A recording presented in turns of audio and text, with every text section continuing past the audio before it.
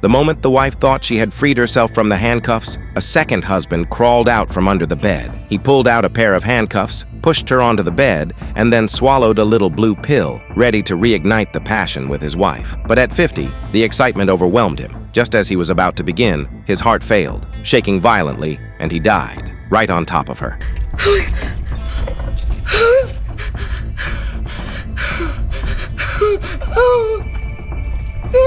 She used all her strength to try and lift her husband's body, but he didn't wake up. Instead, he crashed heavily onto the floor. Her hands were still cuffed to the bed frame, and no one was around to help her. She screamed for help, but no one was nearby. She thought it was a sick joke, begging him to get up. But when she saw the blood spreading around him, despair hit her like a ton of bricks.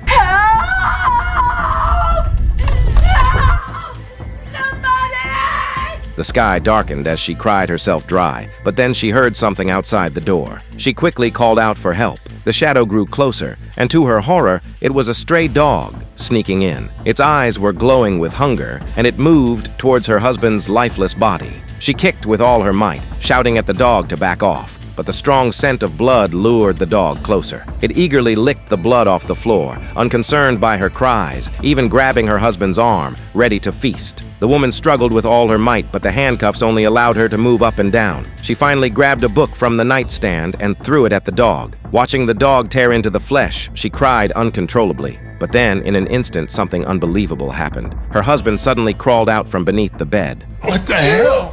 Oh my God, thank God. I thought you...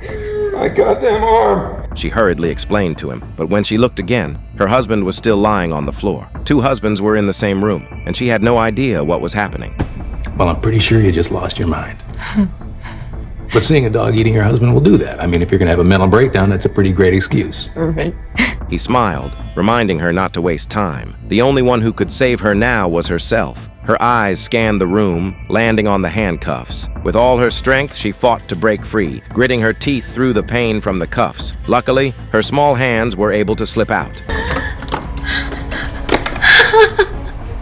I told you. Once her hand was free, the other came loose much more easily. She snapped the bed's headboard with one strong pull and escaped. She confidently walked toward the door, but when she looked back, she was still cuffed to the bed.